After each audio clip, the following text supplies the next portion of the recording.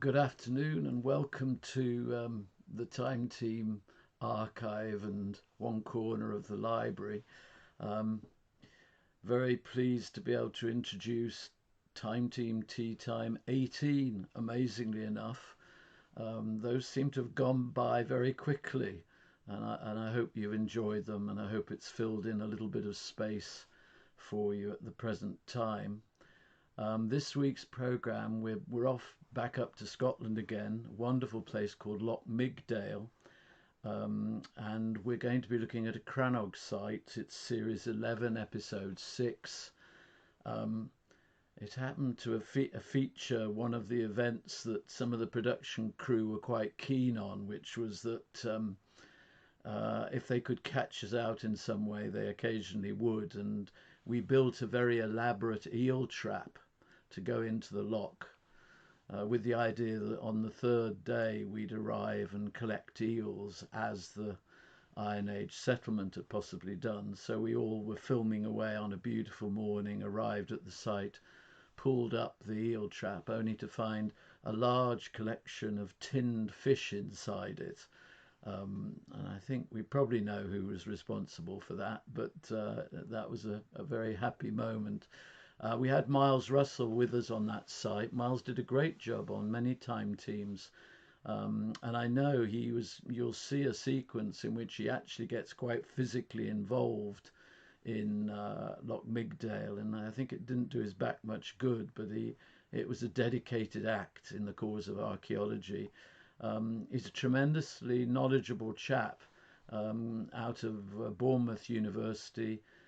He's very keen on the transition, very interested in the transition between the Romans and the Iron Age people.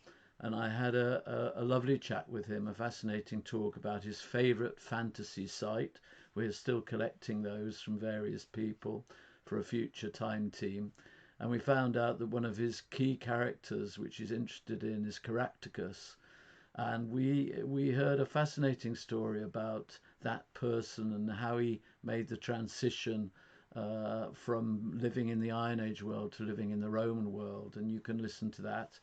I think we've got some more John coming your way. And we've also got Phil explaining who he thinks is the best guitarist in the world. So you'll have to find that hopefully on YouTube. Um, One of the things we've done with this site is to try and explain a little bit more about the background to it. You'll see that in what Miles has to say.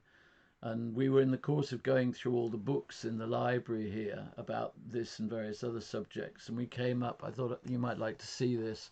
This is the 1998 book that Mick and I did together, the Atlas of Archaeology, which was great fun to do. It was a very visual book. We used some of Victor's drawings and based it all on kind of what you could tell from the artifacts. We also turned up the Japanese version, which is full of rather wonderful Japanese characters, which are, of course, completely meaningless to me, but they look rather nice, and it's rather fun to think in 1998 of books heading out to Japan with Time Team on them. I don't know how many we sold, but we'll have to see. So Loch Migdale Series 2, Episode 5.